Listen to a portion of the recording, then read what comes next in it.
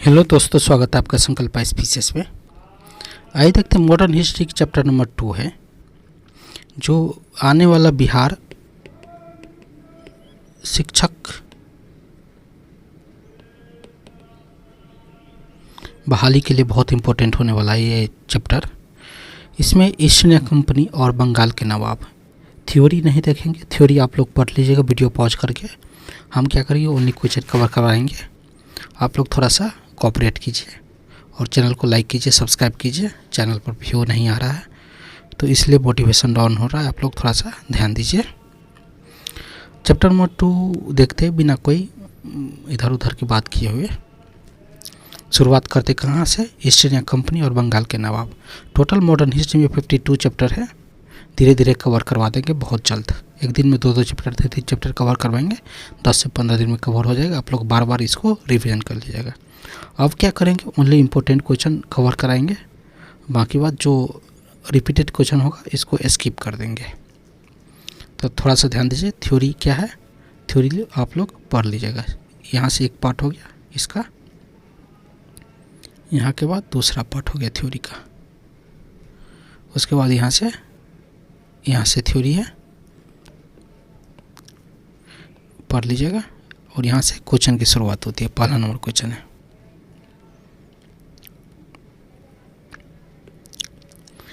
निम्नलिखित में से कौन एक मुगल सम्राट द्वारा नियुक्त बंगाल का अंतिम गवर्नर था?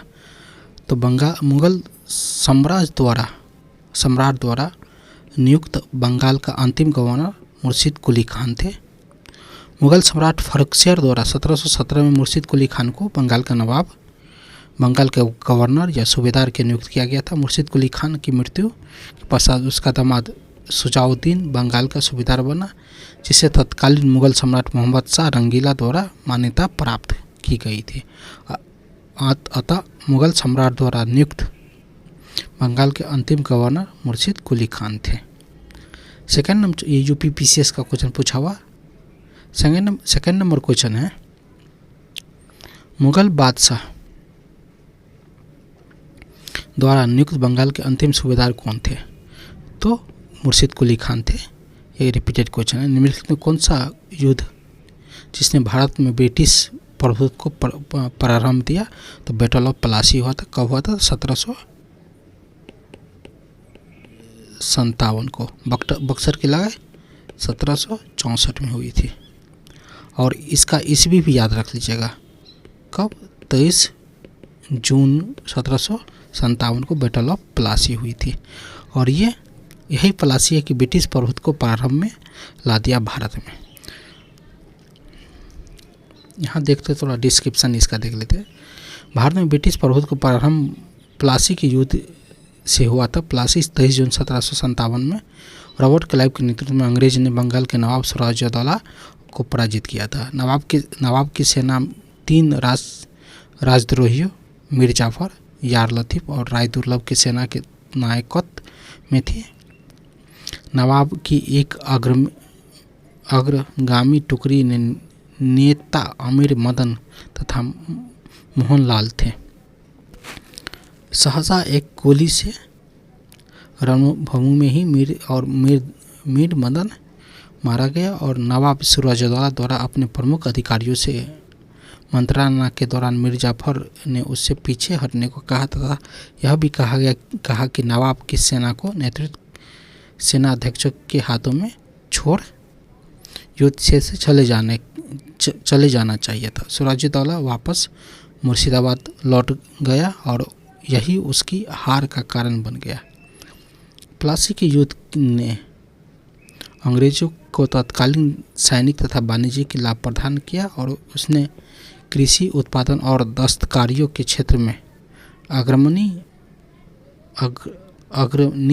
3 राज्यों बिहार, बंगाल, उड़ीसा के राजनीतिक प्रभुत्व स्थापित करने के लिए पृष्ठभूमि तैयार की। इस युद्ध ने वस्तुतः भारत में ब्रिटिश साम्राज्य की नींव डाली तथा इसे भारत में ब्रिटिश ईस्ट इंडिया कंपनी की पहली निर्णायक सफलता माना जाता है, जबकि सर्वाधिक निर्णायक युद्ध बक्सर का यह 1764 ईस्वी में था, जिसने भारत के वास्तविक रूप में ब्रिटिश प्रभुत्व को स्थापित किया था।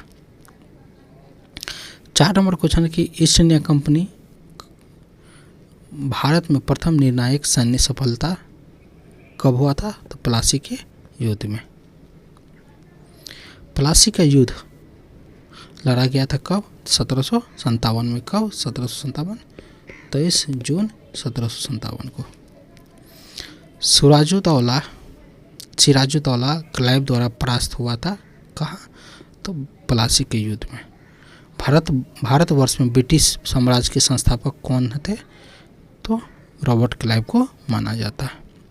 निम्नलिखित में से किसे स्वर्ग के उत्पन्न सेनानायक कहा जाता? तो रॉबर्ट क्लाइव को हेवन बोर्न जनरल कहा जाता है।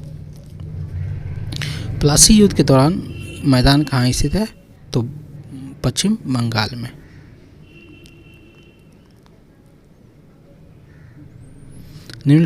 निम्न में से किसने अपनी राजधानी मुर्शिदाबाद से मुंगेर स्थानांतरित किया था? तो मीर कासिम ने। सबसे अधिक निर्णायक युद्ध जिसने अंग्रेजों के भारत में प्रभुत्व संस्थापित किया था तो ये होगा बक्सर के युद्ध। कितना बार पूछा गया क्वेश्चन? ये 3 बार पूछा गया है। भारत अंग्रेजी ईस्ट इंडिया कंपनी द्वारा लड़े गए निम्नलिखित युद्धों में से सबसे कौन सा सर्वाधिक निर्णायक था? तो बक्सर की लड़ाई 1764 को हुई थी। 13 नंबर क्वेश्चन है कि निम्नलिखित में से कौन सा युद्ध भारत में अंग्रेजों के आधिपत्य की स्थापना की दृष्टि से सबसे महत्वपूर्ण समझा जाता है? तो बक्सर की युद्ध। बक्सर के युद्ध के समय दिल्ली का शासक कौन था? तो दिल्ली का शासक था शाह आलम द्वितीय।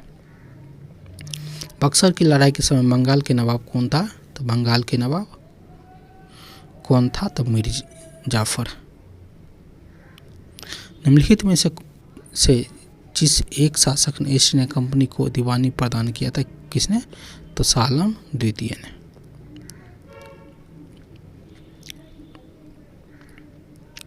सत्रह नंबर क्वेश्चन है कि 1757 में ईस्ट इंडिया कंपनी को बंगाल के दीवानी किसने 1765 में ईस्ट इंडिया कंपनी को बंगाल के दीवान किसने प्रदान किया था? तो मुगल सम्राट ने, शाह आलम द्वितीय ने। 18वां क्वेश्चन है कि किस गवर्नर के कार्यकाल में ईस्ट इंडिया कंपनी को शहंशाह आलम द्वारा बंगाल, बिहार, उड़ीसा के दीवानी अधिकार प्राप्त हुआ था? लॉर्ड क्लाइव के शासनकाल में। सम्राट शाह आलम द्वितीय ने ईस्ट इंडिया कंपनी को बंगाल, बिहार, उड़ीसा की दीवानी प्रदान कब किया था? तो 12 अगस्त 1765 को। इलाहाबाद की संधि के बाद रॉबर्ट क्लाइव ने मुर्शिदाबाद का उपदीवान किसे बनाया गया था? तो मोहम्मद राजा खान को। यहाँ थोड़ा सा डिस्क्रिप्शन देखते हैं। इलाहाबाद की संधि 16 अगस्त 1765 के अनुसार भगौरे सम्राट शाह आलम को अंग्रेजी संरक्षण में ले लिया गया और उसे इलाहाबाद में रखा गया और शाह आलम ने उपयुक्त संधि के प्रावधान द्वारा कंपनी को बंगाल और बिहार, उड़ीसा के दीवान अस्थायी रूप से दे दी गई और नज्म उद-दौला को बंगाल का नवाब स्वीकार किया, जिसके बदले नवाब द्वारा सम्राट को 26 लाख रुपए की वार्षिक अदा करना था। इस समय कंपनी सीधे कर संग्रह करने का भार न तो लेना चाहती थी और न ही किसी को के पास ऐसी क्षमता थी। तो कंपनी ने दीवानी कार्य के लिए 2 उपदीवान, बंगाल के लिए मोहम्मद राजा खान और बिहार के लिए राजा सीताबराई की नियुक्ति की थी। मोहम्मद राजा खान उप नाजिम के रूप में भी कार्य करते थे। इस प्रकार सम्राट दीवानी और निजामत का कार्य भारतीय द्वारा ही चलाता था, यद्यपि अधिकार कंपनी के हाथ में ही था। 21 नंबर क्वेश्चन है कि 1765 में दीवानी प्रदान किए जाने के बाद ब्रिटिश सबसे पहले निम्नलिखित में किस पर्वतीय जनजाति के संपर्क में आए थे? तो वह खासी के जाति के संपर्क में आए थे। 22वां क्वेश्चन है कि अवध सल्तनत हिंद नायब बाजीर के संदर्भ में निम्नलिखित में से कथनों पर कौन सा कथन सही है? तो ये कथन दोनों सही है। राजा टिकैत राय नवाब असफ-उद-दौला के अर्थात अर्थ मंत्री थे। अवध के नवाब के राज्य में सामान्यतः कतिपय हिंदू जातियों के लोग को उच्च स्थान प्राप्त था। दोनों कथन सही है। 23 नंबर क्वेश्चन है कि 18वें शतक में भारत में लड़े गए युद्ध का निम्नलिखित में से सही कालानुक्रम कौन सा है? तो बी नंबर है अंबार का युद्ध, प्लासी का युद्ध, बंदीवास का युद्ध, बक्सर का युद्ध।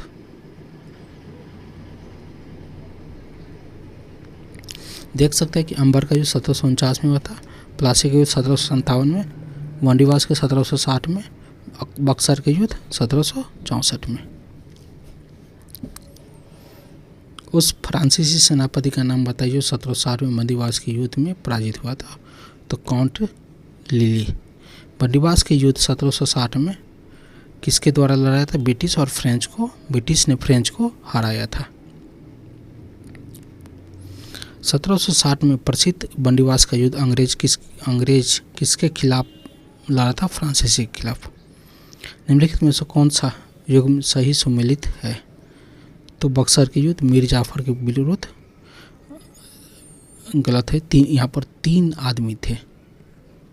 बंदीवास का युद्ध फ्रांसीसी के विरुद्ध ईस्ट इंडिया कंपनी ने लड़ा था, कथन सही। बाकी बात चिलियावाला डलहौजी के विरुद्ध मराठे, गलत है। खुर्दा का युद्ध निजाम के विरुद्ध ईस्ट इंडिया कंपनी, गलत है। निम्नलिखित में से किसने भारत में अंग्रेज का सर्वाधिक विरोध किया था?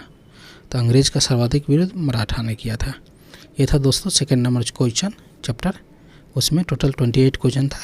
जल्दी से थर्ड नंबर को चैप्टर लेकर आएंगे, क्षेत्रीय राज्य और बंगाल में मैसूर। क्षेत्रीय राज्य, बंगाल आदि पंजाब और मैसूर के लेकर जल्दी आएंगे। चैनल के साथ बने रहे।